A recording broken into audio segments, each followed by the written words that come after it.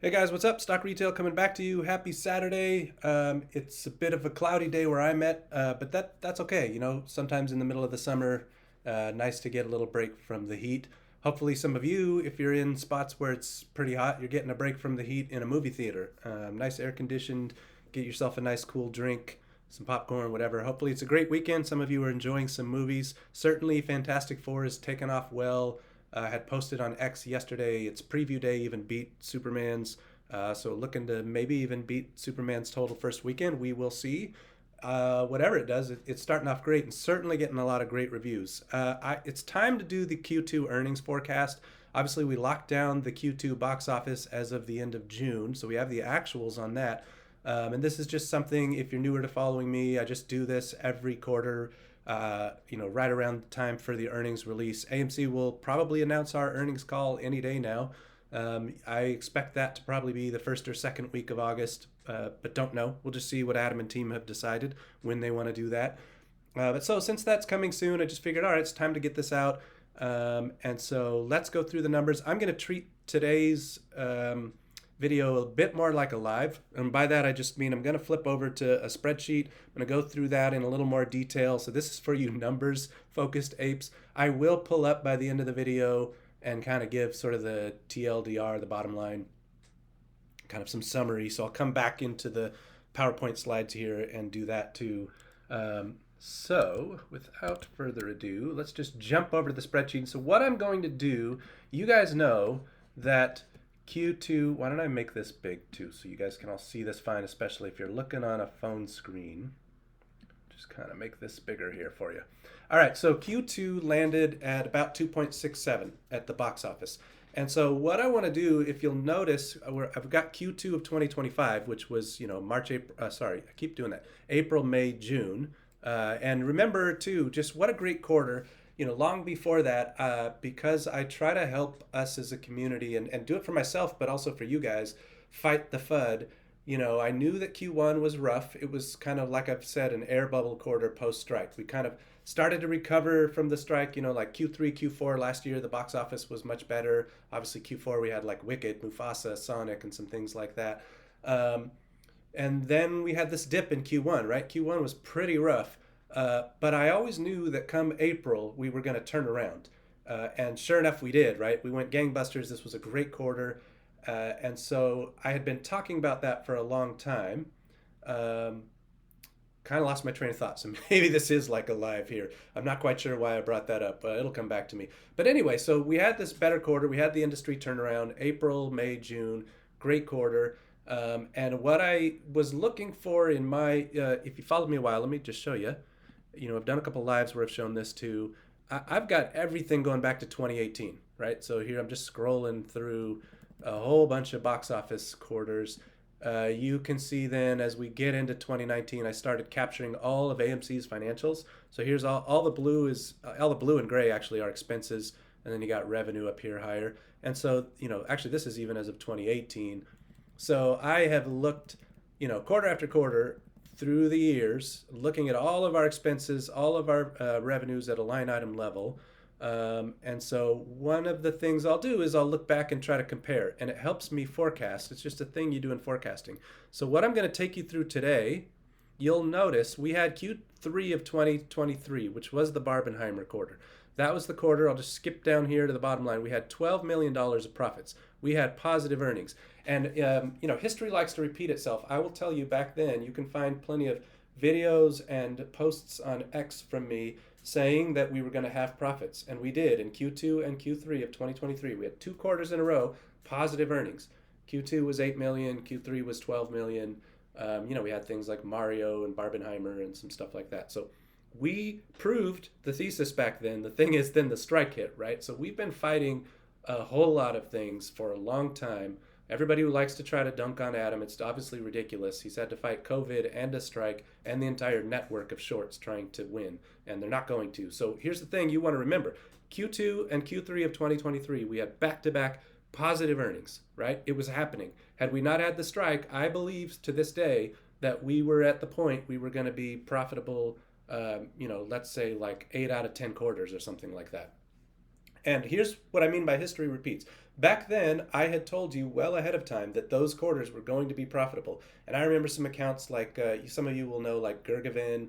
There were a lot of other accounts who have come and gone, the Randalls of the world, and some other folks who were all talking about how AMC would never make a profit and run away. And I was sitting, and there were the so there's one account I like to call Eeyore now. He was talking nonstop about cash burn, and I was sitting here telling all of you, "What do you mean cash burn? We're going to be cash flow positive." And sure enough, those quarters we made a profit. This Q3 free cash flow was positive, and both quarters I think overall kind of cash from operations was positive. These are just different metrics you can find in the financial filings. I like to say no trust me bros here, so you can fact check me on those. And so here's the thing: all of those accounts were talking about cash burn and negative earnings, and I was saying way ahead of time we're going to be positive, and then we were. So here we are again, Q2 25. Told you for a long time this was coming, that our industry turnaround started in April, and sure enough it did. And so I hope that it's not coming across as a brag. I like to continue to establish credibility, especially, I don't know, I have like 100 plus new followers just in the last couple of weeks. I want you guys to hear like, hey, I've got this track record of telling you even a year before something happens, and then it happens. If you can call the shot and hit the shot, it's not bragging, it's just being honest about your skills. Pardon me, I'm going to take a quick drink of some ginger ale here. Too early on the West Coast. It's only 12:50, so I'm not doing beer this time. This is just some pop I'm drinking. Wherever you are, that kind of makes me think, do you call it soda? Do you call it Coke? Do you call it pop? I suppose I'm over here in Oregon. Most of the time, I guess I call it pop. Sometimes I call it soda. Anyway, all right, let's get to the numbers. So what I want to do here, like I said, I went through, if you go through all the, this is why I was showing you all these quarters. I'm just looking for a similar quarter. This is something you do in forecasting. You find a comparable, like people call it comps, right? In retail especially. Any of you guys working in the retail industry, you know what I'm talking about when I say comps, or I suppose in real estate too. And so we had this 2.67, so I'll just show you. So like last Q4, that Mufasa, Sonic, Wicked quarter, we were at 2.3 at the box office. That might be a similar quarter. You could compare to that because you'd have some more recent trends to compare to. We had Q3 of last year. Now, normally you might say, well, why don't you compare to that? It looks like the same box office, and it's more recent. Well, if you recall, that quarter of all the quarters, for all the years we've been here, I've been accurately predicting earnings, like 95+%, often even 98+% accuracy. That quarter I missed. And what happened is we had the blip on attendance that quarter. We also had multiple, I want to be very careful here. I'm not dissing MAGA. I'm saying that there were accounts who I don't believe are actually MAGA, who are infiltrator accounts. We don't just get infiltrated in AMC. You get infiltrated on the left, you get infiltrated on the right. People like to control communication and narratives everywhere you are. That's the name of the game. There's misinformation everywhere, and information control. Knowledge is power, right? So let me not deter too far into that. But here was the point. There was a bunch of MAGA accounts who, and I'm not dissing MAGA. I'm saying I don't think those accounts actually are, let's say, holding conservative ideals. I think they're influencer accounts who are mercenaries who just go to the highest bidder. And so they attacked AMC. Q3 last year, you can go find the videos. I called them out by name. There's a bunch of accounts, like the Pasobics, I don't know if I'm saying their names right, the Libs of TikTok, the Redheaded Libertarian, FX Hedgers. All these accounts attacked AMC with provable lies, and I was out there fighting them too. I'll fight anybody who brings distortion and manipulation. I don't care if it's on the left, on the right, up, down, whatever. I'm going to fight them because facts over FUD. So these guys were attacking us over a movie that actually a hedge fund owner or leader had created. So that was also very telling. And then it turned out, I was doing DD and others around me were doing DD, and we found out this guy was even connected to the 2009 financial crash. And so it was very, very, it smelled bad, right? So all these guys attacked us. We had an attendance dip. And so, here in AMC, we get attacked by anyone and everyone. And so our fight is a good fight, in my opinion. So I don't want to compare to Q3 of last year because we had this weird attendance dip. And so it's not the greatest comp. So what I want to walk you through, this is finally telling you why. So look at Q2 and Q3 of 2023. Those were those back-to-back $2.6 billion quarters. So also you should take note that we proved, even when we had higher debt, that at basically a $2.6 billion box office, we were a profitable company, okay? So that's what you want to take away from that. And so I'm going to compare now. I'm going to walk you through line by line. How did I get to my forecast? Then we'll kind of have the bottom line. Then we'll roll back up, back to kind of the PowerPoint view. Okay. Um, so Q3 of 2023, $2.65 billion box office. Q2 that we just finished, 2.67, right? So those are basically the same. I'm going to show you as we go through, look at this column G, what's the delta, what's the change? And so we are almost flat, right? It's a very similar box office, less than 1% difference. And so then from that, you'd go, okay, what makes us better or worse from that? And that's all going to add up to my bottom line forecast. It's not necessarily how I forecast, it's just I want to show you kind of to give you some spots to agree, disagree, and get to some level of confidence on what you think the earnings is, okay? So first thing you'll see, I've got our attendance down 6% from that. That is a hefty chunk of attendance to be down, and so let's talk about that a little bit. Since then, first off, we've had some more property closures. So some of that is just we don't have as many properties, right? So clearly your attendance is going to be down from that. And I applaud the team. They've done a great job. They have closed underperforming properties. They've opened some highly performing properties. We've talked before about the Arcana, the Grove, some different, just last quarter, actually, we opened a property in Chicago, I believe. And so there's a lot going on that is worth celebrating. We had maybe about a year ago, we opened an ArcLight in Boston, I think, too. So we've been opening higher performing properties, but closing some properties too. So that'll impact your attendance. We've had some remodels, right? But while you're remodeling, while Adam and team have been replacing the seats, let's say, then it's closed for some amount of time. You don't have that screen while you're replacing the seats. I imagine they do those fits, those exchanges of seats very quickly, but I don't know. So it's not a zero amount of days that you lose a screen. We have had some pricing shifts. We're going to talk about that. So I think some of the, I talked a minute ago about how last year we got attacked by those influencer accounts. Look, it wasn't all that. Some of it is pricing. So the consumer may have said, wow, it's expensive, to see something in IMAX. I'll go to another theater. Maybe that's cheaper or whatever. Some of it, we remember last year, there was an urban-suburban mix issue with some of the movies. So that's another thing. But anyway, compared from this quarter in 23 to now that are almost the same at the box office, what I'm saying is we're down in attendance for some of these reasons. We have less properties. We've been going through some remodels, and some of the pricing naturally just has some volume impacts. Okay, so the first thing you should hear is this hopefully is somewhat of a conservative earnings forecast because I'm not counting on the same level of attendance. And let me show you something so you can see against a few other quarters. If you look at last year's Q3, that was that attendance dip. So I've got 69 million people coming around the world. This is including Odeon and things like that in Europe and UCI and the Nordics. If you used the same rate from several recent quarters, I'm too high compared to last Q3. However, other quarters recently were much higher. So look, if I compared to Q4 of last year, our attendance rate basically versus the box office, if you just said, okay, how many people come when the box office is a certain size and how many come to AMC?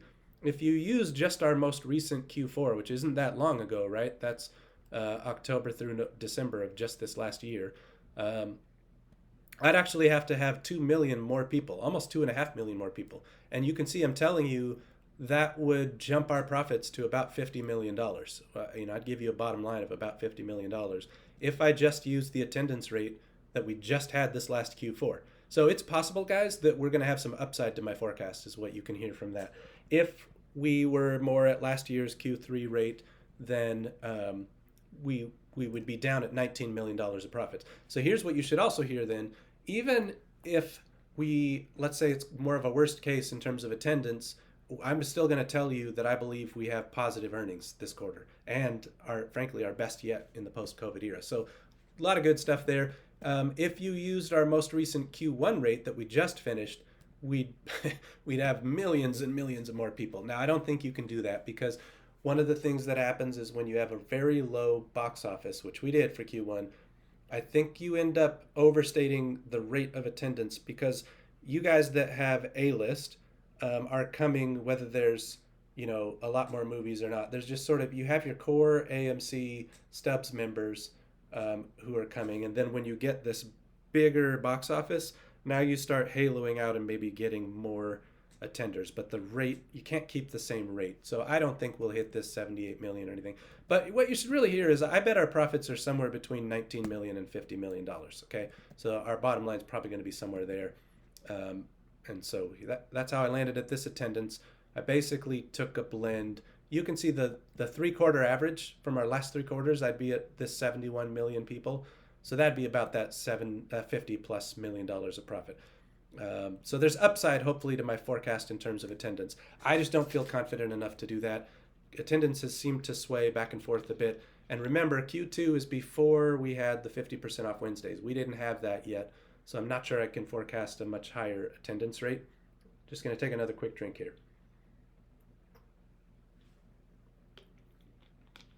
Okay, let's talk about if everything builds off of attendance, then you're looking at, all right, well, when these people come, what are they paying for their tickets? And then how much are they spending on food and stuff like that? So let's go through those. All right, so our admissions per attendee compared to 2 years ago is quite a bit higher. You can see we're almost 6% up, but pay attention to my notes over here. So we're basically flat to the Q3 that we just had last year. I've actually got our ticket per person down from Q4. Now we had, all those blockbusters. We had the holiday season. I think you can charge a little more. And I've got us well above Q1. Q1, again, we didn't have very many blockbusters. You're probably having to give a lot more discounts, older movies, smaller movies, things like that. So Q1, I don't think we can compare much to, but just so you know, I do have us above the Q1 we just finished. But flat to last Q3, down from this last Q4. So what I'm already telling you is there might be upside to my attendance. There might be upside to my admissions price per person. But I've got us up, down 6% on attendance, but basically up 6% on price since that quarter, that Barbenheimer quarter, okay? And this tells you over the last 2 years kind of what's happened. Food and beverage per attendee, I've got us up quite a bit, up 11%. Think through, that is the period of time, again, I won't get over political here, although it was funny. You guys probably saw there was an account that posted about inflation on X, and got kind of trolled because they were being very political, trying to blame the current administration for inflation. And we all know over the last 4 years, we had a significant amount of inflation. Again, I can say that non-politically, it just is a fact. The last 4 years, we had significant inflation. And you see that in the price of AMC's food and beverage. I would just want you to know, because we're going to talk about AMC's expenses on the food and beverage side too. And so what you need to know is our inflation on our expenses has not, and this is a good thing, has not outpaced our inflation on our revenue side for food and beverage. I keep track of both, so we'll talk that through. But anyway, up about 11% since 2023 on food and beverage spending per person. And I've got that down from Q3 of last year. So we actually beat that in Q3. I've got it about flat to Q4. I've got us a little up from Q1. So kind of similar to the ticket prices, basically in line with Q3 and Q4, but actually down even a little bit from last Q3. So we'll see. Who knows? Maybe there's a little upside there too. I'll hope for that. So then if you just take your attendance and you take your tickets per person, you get to your admissions. So I've got us roughly flat, just down a little bit from 2 years ago. And then that's just because, remember, I've got our attendance down more than I have our price up. And so we're down about $7 million in admissions from the Barbenheimer quarter. But we kind of make up for it in food and beverage. So if our food and beverage has climbed so much, this is all pricing driven. I've got us up almost $18 million from that same quarter a couple of years ago. And so here's where just, again, you just decide, all right, I remember that Barbenheimer quarter. I can see where retail, I call myself retail sometimes, guys. Some of you know my real name's Eric.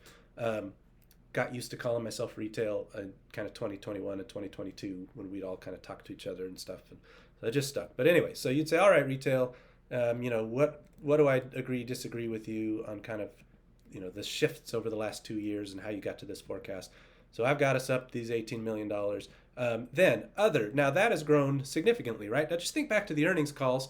Adam has talked to you about how much the merch line has grown from basically zero, let's say kind of around 2021, even 2019, we had almost not much of a merch business. So we've grown the merch business significantly. So you should expect large percentage growth here. And then, of course, we've implemented the popcorn business, the candy business, actually candy probably and popcorn. Well, grocery popcorn, I'm pretty sure shows up in the other. Candy popcorn probably shows up. AMC candy probably shows up in food and beverage. So I kind of mixed up there. But anyway, the popcorn business, in thousands of doors.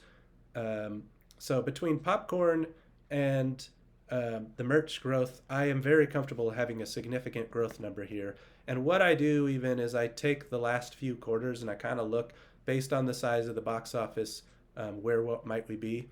And I will just show you that perhaps we've got upside there, because let me show you another tab here I've got. So if you look at our Q4 of last year, and then I'll just show you. Here's what I'm doing. I'm taking our Q4 and our Q1, basically our other revenue as a function of the box office, and I'm actually bringing it down. So you see how I'm multiplying by a little less than 95%, 9475, and then I come up with this 165 million. So what I'm saying is actually I'm going to have our Q2 under index the last couple quarters. Now you might say, well, that's weird. I thought you just told me we're growing, and we are. But here's why again. It's a weird way to compare when you have these small quarters. It kind of, because the popcorn business is now a little more stable, unrelated to the box office, I've got to think through, and in the future I've even started thinking through some ways that I want to forecast this number. Because whether the box office is huge or not doesn't necessarily impact whether someone's going to go to Walmart or Kroger or Publix, etc., and buy AMC popcorn, right? That's a little unrelated to the box office. So this number is no longer completely correlated to the box office. We're in the weeds here, but here's the point. If you want to believe in upside, I'm actually lower than the combined average rate of the last two quarters, and I basically come up with that $165 million other revenue, okay? And so that is, almost $40 million higher than 2 years ago. So bottom line, against a similar box office from 2 years ago, I believe we grew. Actually, this is just dumb luck. This landed on 50.0. I promise I did not do that on purpose. I'm just seeing that. Anyway, I've got us growing our revenues by $50 million from 2 years ago. So first off, to all the people who want to take shots at Adam, you guys wait till we file, the actual filing, right? Because I could be wrong about these numbers. But if anything like this plays out, and I'm going to be wrong somewhere, you can't forecast earnings perfectly. You just can't. But wait till these guys publish the numbers. And if we're anywhere close to this, what you're going to be able to tell people is, look, in the last 2 years, on the same level of box office, AMC's management team has grown revenues without the box office growing. That should be a win, right? That is good management. If they're growing revenues by $50 million and the box office didn't grow by that, then they're over-indexing their own industry. They're outperforming the industry's growth. That's good management. Let's see if that holds true. So let me take a drink and then we'll go to expenses. All right, so as we build up to the earnings though, right, you got revenues and then you got expenses and then you get to your bottom line. So remember that I've said we're growing revenue by $50 million. We're landing somewhere about not quite $1.5 billion revenue, okay? All right, so film costs. That is obviously one of our biggest expense items. And I've got us up $6 million. So if you see a negative now, that means our expenses have gone up. That's kind of a bummer for us, more expenses, so that's why these are negative, right? So it really just helps, shield me from the trolls and the shills, because I'm saying, hey, I'm not just planning a rosy picture. Eeyore out there, he likes to say I'm just Mr. Rah-Rah or something. I'm not being rah-rah. I'm giving you the facts, and if I've been able to forecast our earnings, 95+% accuracy, that's not rah-rah. That's just telling you what's going to happen, and then it happens. So let's see if I can get it right again. I can't dunk yet, but hopefully I'll have the chance. But anyway, so I'm planning our film costs actually $6 million higher in terms of our expenses. And that is a shift of about 1.5%. And here's what you also need to know. Versus that Barbenheimer quarter, I'm actually using a higher rate of what we need to pay back to the studios, right? Because you can see it's a pretty similar box office, and yet I've got us paying back more. The last So perhaps there's upside here. And in that, I mean, maybe our expenses will be lower. The last 3 quarters, you can see our average that we paid was about 48%. But remember, Q1, with that being light, sometimes in the lighter quarters without as many blockbusters, what you're paying back to the studios is a lower percent. Anyway, I've got us a little lower than our 3 quarter average, or a little worse, I should say. Higher expenses than our 3 quarter average. And I've got us worse than that Barbenheimer quarter. So hopefully I'm not understating our expenses here. We'll find out. Food and beverage costs. That one's not so hard to do because we've been pretty consistent. So you can see in the Barbenheimer quarter, we food and beverage cost as compared to our sales was about 19%, 18.7%, and I've got us now at 18.91%. You can just see the note here in our Q3 and Q4 of this last year, we actually had a lower rate than that. And in Q1, we're a little higher than that. And I think, again, that's just a function of Q1 being a small quarter. I'm not worried about that. I don't think I'm understating our expenses. So you can see pretty consistent, 2 years in. And this is where, I'm trying to show you, note that our revenues on food and beverage, I've got us up almost 11%, but our expenses on food and beverage only up 5%, right? So good management again. These guys are bringing menu items and specialty drinks and different things that are driving food and beverage spending, but not necessarily increasing our costs. That's a management team that's bringing revenues up faster than costs. If you've ever worked in finance, that's literally the aim. You want your revenue growth faster than your expense growth. Okay, our OPEX expense, operating expenses. So I guess that was redundant. Our OPEX, you just say in finance or in business. That is, again, our, basically you've got our film costs and our OPEX are our 2 biggest expense items. And you can see that rent then comes in third. And so if you look at OPEX, I tend to forecast that a blended, I have kind of a constant number, and then I add a percent of the box, basically a percent of our revenue. Kind of what does it cost our team in terms of management? You got to pay your employees, you got to pay for electricity and sewer and all the different things. There's a sort of keep the lights on cost and a run the business cost.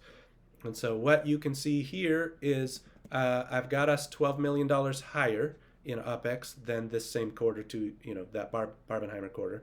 And I've got us just a little bit worse in terms of a percentage, kind of a rate of our cost.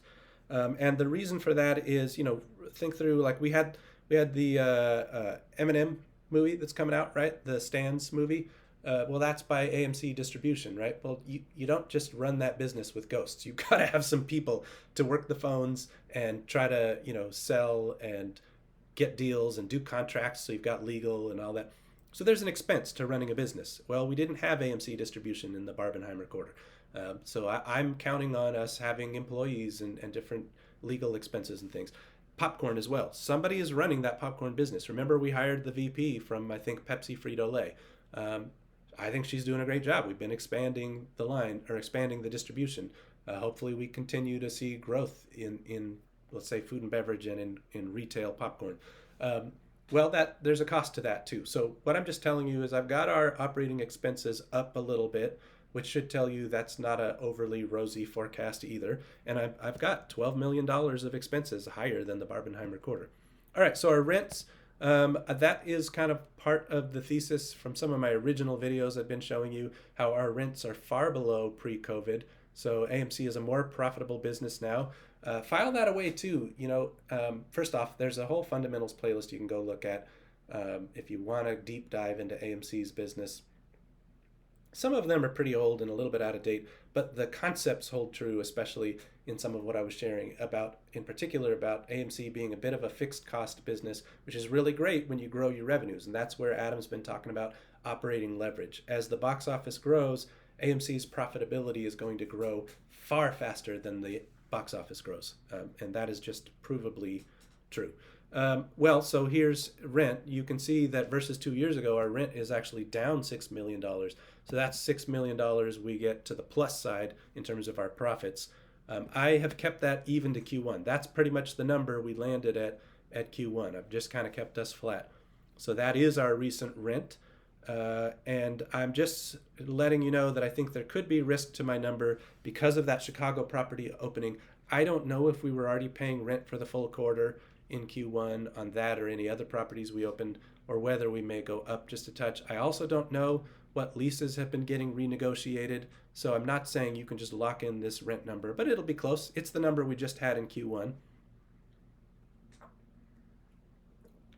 All right, so let's just skip forward because some of these other numbers are tiny. I don't need to talk about M&A. That's just a consistent expense we have here and there. There is an other expense line that it's not like I can just, I don't know, really clearly predict that, but I'm not having much change from a few years ago. It's pretty consistent, and I've just got it in line with history. I just don't always know what's going to go in that line. But generally, let's just not even worry about it because it's been pretty consistent. And you can see I'm forecasting just a little bit up, but somewhat flat. And then we have depreciation and amortization. So that is a non-cash expense. I've tried to cover that quite a few times for everybody. So when you look at our earnings numbers, sometimes even if we're slightly negative in our earnings, remember that there's some non-cash expenses. So that does not necessarily mean you're burning cash. And as AMC continues to build up cash, remember, Adam and Sean have said the last 9 months combined are cash flow positive. I've been saying the same thing. And in fact, I've been telling you before they even said it. So hopefully, if you're following me, again, you know some things before maybe the masses know them. Well, that's alpha. That you want that in investing.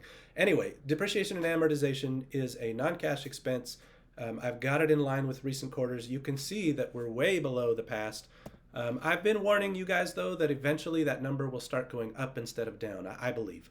The accountants in the room can kind of, I say in the room, it's just, right, it's who, you guys watching, you guys following me on X as well.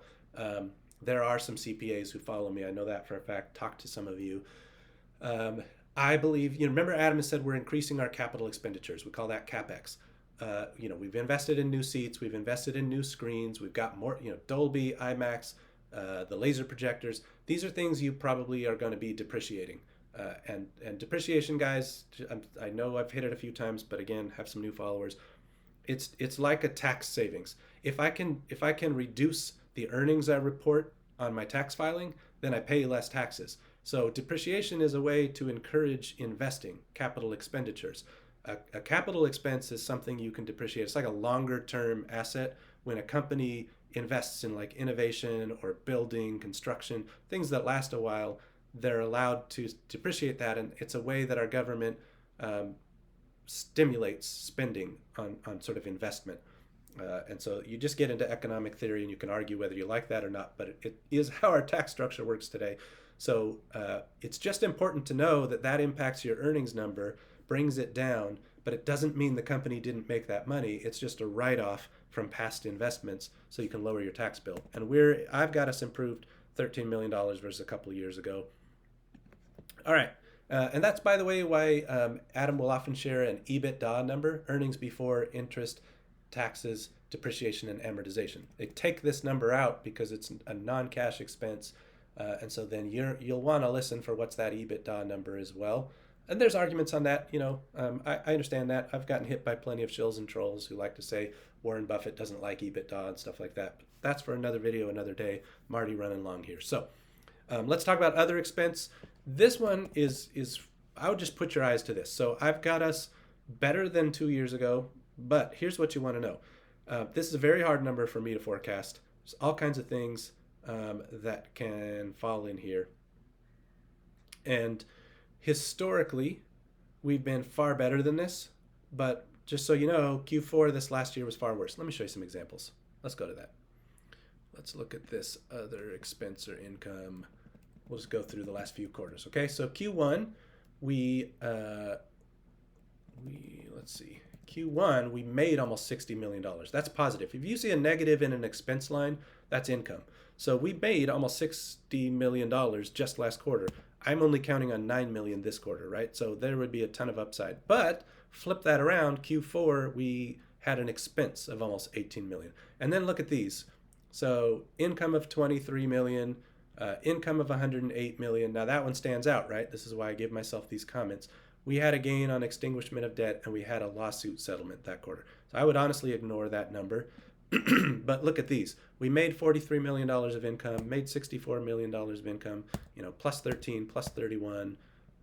But here's a negative 39. So you can just see this number swings all over the place. So in my forecasts, I like to keep it small so that, I don't know, if it moves either up or down, I'm not putting some big number in there. So all I want you to take away from that is we could have a wild swing in that number that could add a lot to our profits if it's anything like some of those other quarters. Suddenly you see $30 million more income here or something, or it could go the other way and we got $20 million more expense or whatever. So I'm just not going to be able to give you a lot of confidence there. One of the reasons I've been so accurate in my earnings forecasts is, you just take the bottom line, and if all these, let's say I've got, some upside in one line and downside in another line, and you can just hear they cancel out. So we'll see. All right, let's just keep going. Borrowing, you can see I've got us, with $15 million more expense than a few years ago. The shills like to point that out. They like to just make sure we're focused there. But keep in mind, again, let's not be political about this, but during the last administration there at the tail end, we had all that inflation, and so the Fed raised all the interest rates. You guys know all about this. Again, I'm laughing just because of how much theater there's been in watching the Trump administration and the Powell Fed kind of arm wrestle with each other over whether or not to lower rates, right? I've said on X, I've posted, so maybe I'll just hit this note for a minute here. Think through what the impact to shorts would be if the Fed lowered rates, right? Now we can have all kinds of discussion about inflation, about the money printer go burr, about the wisdom of high rates versus low rates. We can talk about the mortgage industry and the housing industry and all of that. And all of that matters. But I'm just going to focus in specifically here on the shorts. If you lower interest rates, Adam has even said, you can go find him talking about for every quarter point that goes down, maybe even talk about a half point. But anyway, for every little bit that the interest rate goes down, how much money AMC saves per year. It is significant. So most of this increase is because of interest rates. In fact, I'd suggest all of this increase because in this time, in this 2 years, we have greatly lowered our debt, and yet you can see our borrowing costs have gone up a bit. Well, that is specifically because of interest rates. So now think through what happens if the Fed lowers interest rates. First off, companies like AMC are suddenly way more profitable because this $109 million a quarter or so, which is going to be going down, right? We just announced we paid off more debt, so we'll be going down.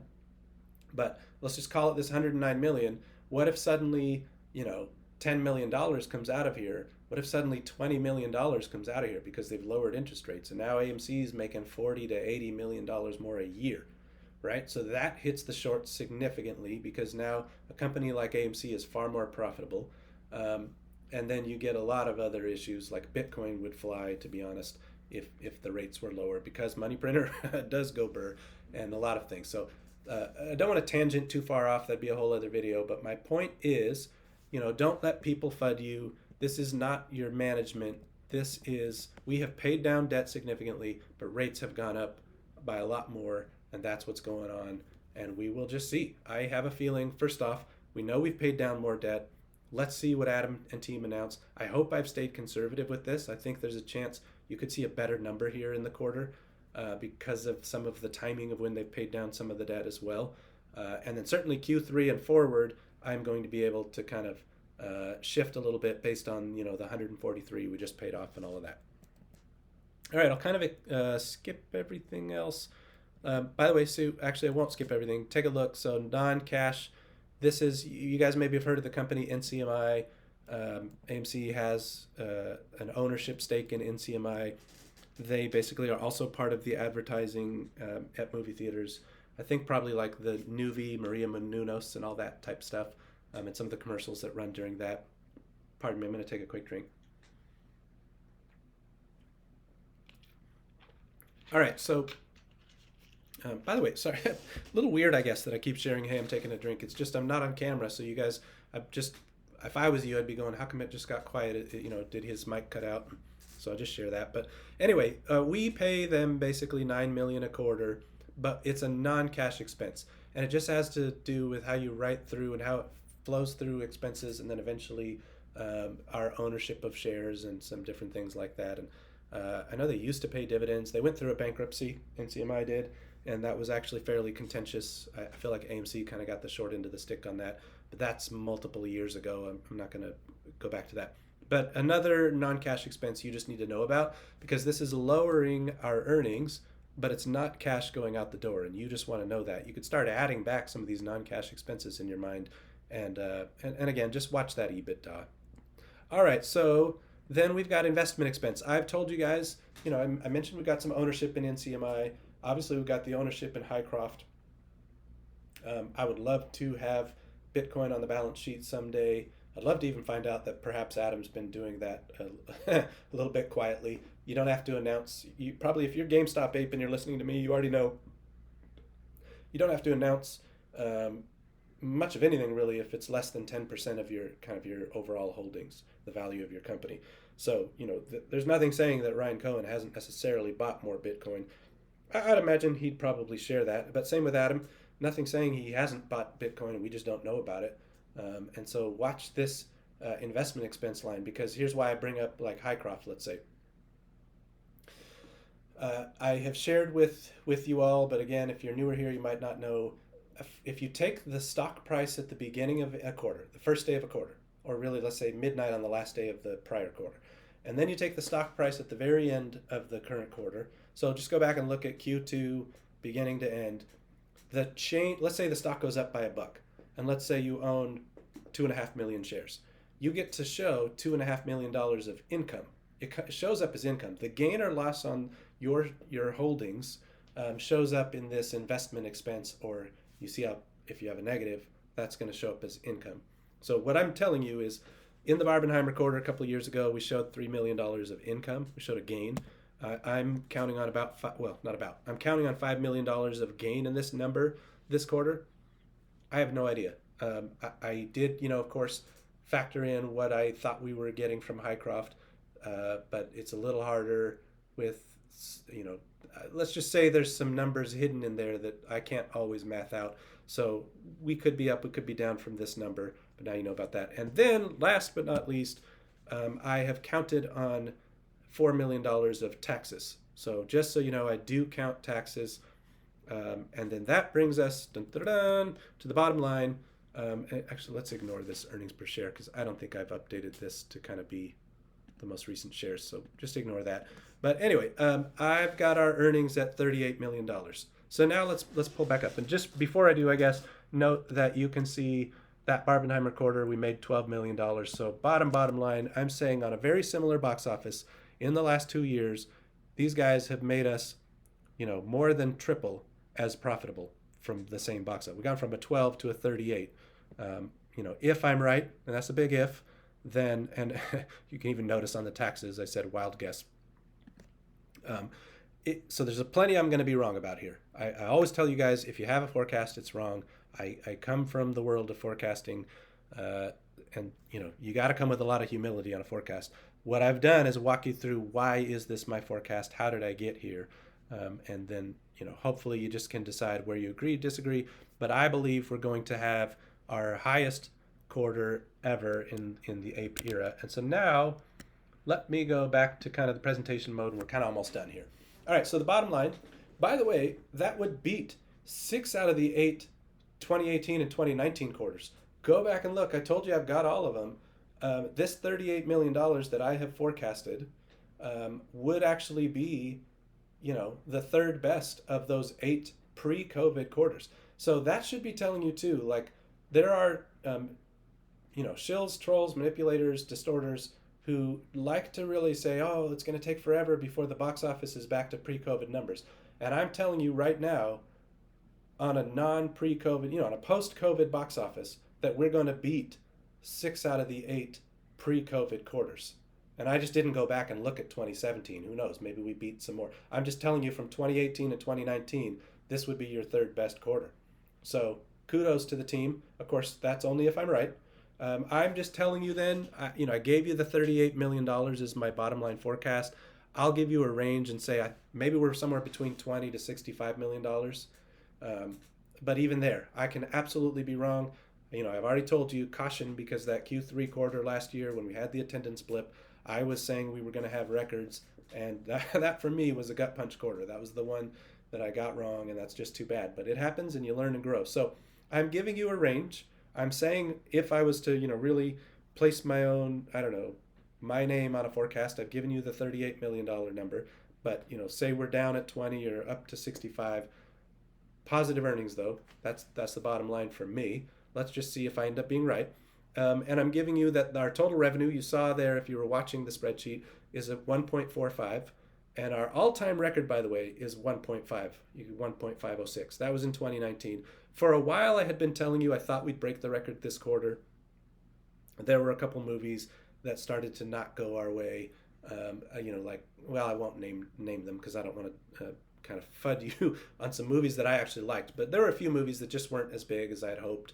And so, anyway, we did not get an all-time record, but boy, we're in sniffing distance of it, right? You can just see we're only $56 million short of our all-time record for revenues. Again, if I'm right. So those are my kind of bottom line call-outs. And then just a quick look ahead, and then we're done here, guys. So Q3, and I will go through our Q3 and Q4 here soon and give you a forecast, forward-looking view. This Q2 was a backwards-looking view. I do think right now we might slide back to maybe a very small negative number. But what I want you to know is that is still far better than where we've been. I would not let people kind of troll you over that. And remember all these non-cash expenses. That's why I hit that fairly hard here in this video, that I'm giving you a bottom line negative number in Q3, but that is including all those non-cash expenses. So I think, if you think about all the cash we just brought in, how many months, certainly April through the end of August, are, I believe, cash flow positive. Again, remind yourself the entire 9 months combined from April through the end of December are cash flow positive. So there's no issues. Don't let anybody try to over negative you on that.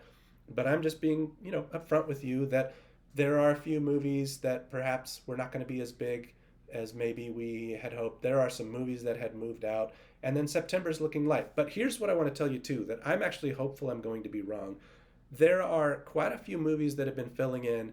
Like, I had not known about that Eminem Stans movie.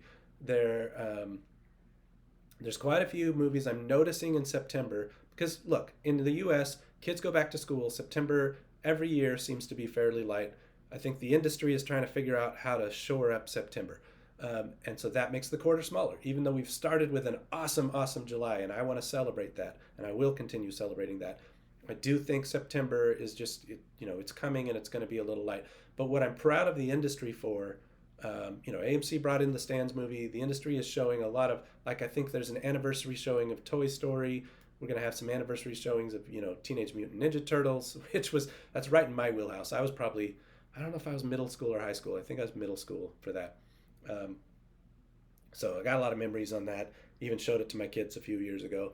Anyway, they're bringing in a lot to try to fill in and shore up the September box office. But yeah, I've got to say very small negative, but just progress over perfection, right? And then don't miss the second bullet. That's probably the most important bullet on here, that I've got Q4 as huge. Then we are going to be talking about all-time records, guys. 100%. I feel very, very mega bullish on Q4. When you look at Avatar and Wicked and Zootopia 2 and Five Nights at Freddy's 2 and a whole lot of... I should go look at the list and not just rattle these off, because I know I'm missing some big ones. We got SpongeBob. I know there's some other really big movies I forgot to say, so apologies to the studios whose movies I forgot to say there. And I'll do a forecast video. We'll talk through those. And then 2026, I mentioned in the last video, go back and look at that, at how many positive signals are out there blaring for AMC. It was B. Riley, the stock analyst, company, had upgraded AMC and said 2026 was looking better. But I was telling you that their 2026 outlook is still way too bearish. I believe we've got full year profits on 26 and kind of mega profits. Let's go through again. I'll do a forecast video on that. So all of these will be more videos soon. But just so you kind of know what's coming, basically I'm saying, hey, Q2 profits, positive cash flows.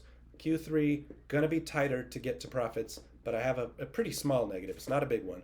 And again, think through those non-cash expenses. Q4, mega profits. Going to be a great quarter. We're going to have a lot of fun. 2026, we're going to be rolling. Overall, for the year 2026, we're going to have a lot of fun. We are going to be in a season of winning and winning and winning and winning, which reminds me of what I always say, that we will win. So let's go.